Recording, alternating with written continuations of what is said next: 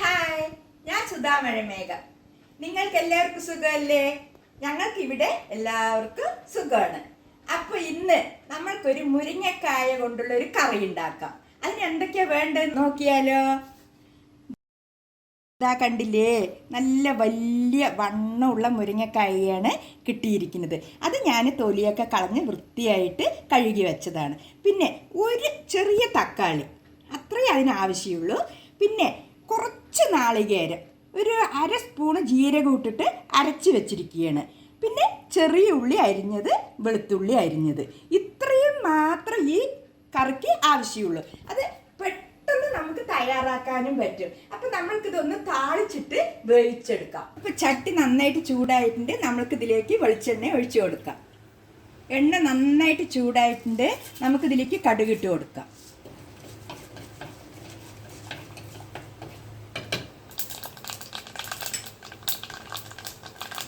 കടുക് നന്നായിട്ട് പൊട്ടിയിട്ടുണ്ട്.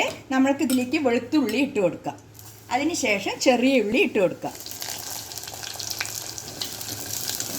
ഇതൊന്ന് മൂത്ത് വന്ന ശേഷം ബാക്കിയുള്ളത് ഇട്ട് കൊടുക്കാം. ഇനി നമ്മൾക്ക് ആവശ്യമുള്ള എരിവിനനുസരിച്ചിട്ടുള്ള ചില്ലി ഫ്ലേക്സ് ഇടാം. പിന്നെ അടുത്തതായിട്ട് മഞ്ഞൾപ്പൊടി.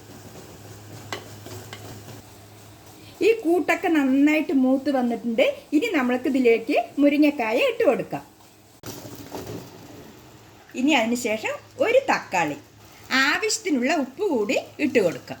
അപ്പം നമ്മൾക്കിത് വേകാനുള്ള വെള്ളം കുറച്ച് ഒഴിച്ചു കൊടുത്തിട്ട് നമ്മൾക്കൊന്ന് ഇളക്കി കൊടുക്കാം. അപ്പം നമ്മൾ പാകത്തിനുള്ള വെള്ളമൊക്കെ ഒഴിച്ചു കൊടുത്തിട്ടുണ്ട്. ഇതൊന്ന് നന്നായിട്ട് വേകട്ടെ. പെട്ടെന്ന് വെന്ത് കിട്ടും. 2 മിനിറ്റ് ഉണ്ടെങ്കിൽ മതിയാവും.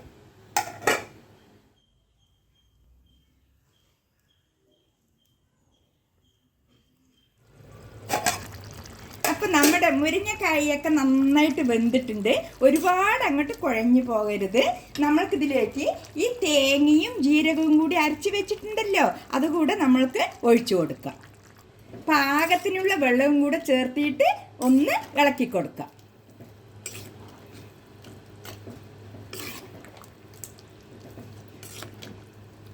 അപ്പോൾ എത്ര സിമ്പിളായിട്ടാണ് കണ്ടില്ലേ നമ്മുടെ മുരിങ്ങക്കായ കറി ആവുന്നത്. അപ്പം നിങ്ങളെല്ലാവരും ഇത് ചെയ്ത് നോക്കുക, കമൻറ്റിൽ അറിയിക്കുക. അപ്പോൾ ഇവിടെ എല്ലാം സിമ്പിളാണ്.